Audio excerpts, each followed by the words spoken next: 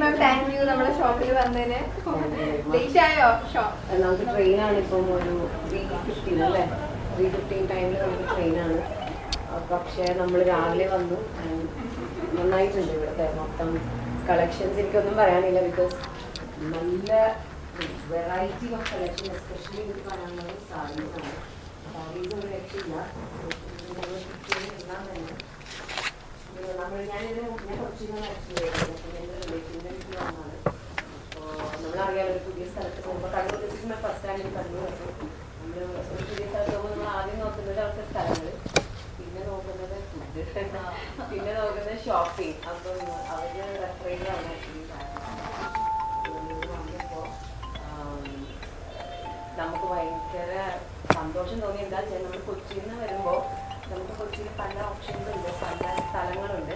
ഇപ്പോൾ റീസെൻ്റ്ലി നമുക്കൊരു മാരേജ് ഉണ്ടായിരുന്നു. നമ്മൾ അവിടെ പോകുമ്പോൾ നമ്മൾ വിചാരിക്കുന്ന പോലെ കിട്ടിയില്ല. പക്ഷേ ഇവിടെ വന്നപ്പോൾ ഓരോ പീസ് എടുക്കുന്നതും ലൈക്ക് നമുക്ക് എല്ലാം ഇഷ്ടപ്പെടും. അപ്പോൾ ഞങ്ങൾ നിങ്ങളോട് പറയുകയും ചെയ്തു, ഡോണ്ട് ഷോസ് ഫർദർ, എനിക്ക് കാണിക്കേണ്ട. ബിക്കോസ് നമുക്ക് എടുക്കുന്ന എല്ലാം ഇഷ്ടപ്പെട്ടു. Every single piece is just unique, I should say that.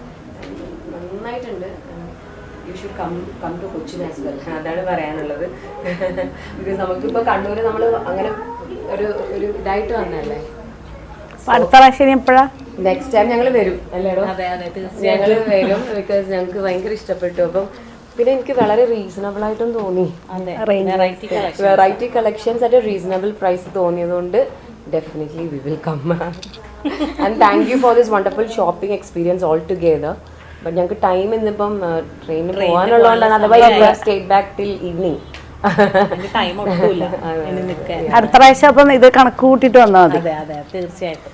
Thank you all the staff കേട്ടോ, ഭയങ്കര ഷോപ്പിംഗ് എക്സ്പീരിയൻസ് തന്നതിന്.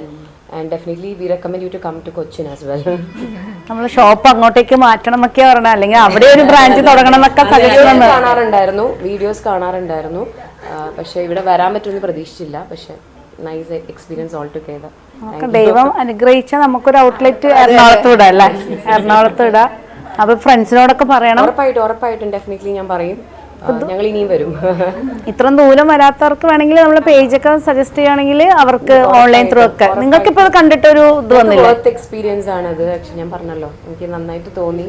ഞാൻ അങ്ങനെ ഫ്രീക്വൻ്റ് ആയിട്ട് ഒരു സാരി പർച്ചേസ് ചെയ്യുന്ന ആളല്ല. പക്ഷെ എനിക്ക് ഇവിടെ കണ്ടപ്പോൾ I should not want to miss it. എനിക്കൊരു യുണീക്ക് പീസ് തോന്നിയതുകൊണ്ടാണ് ഞാൻ ഇത്രയും വാങ്ങിയത്. ഇയാൾ ഇത്രയും വാങ്ങിയതാണ്.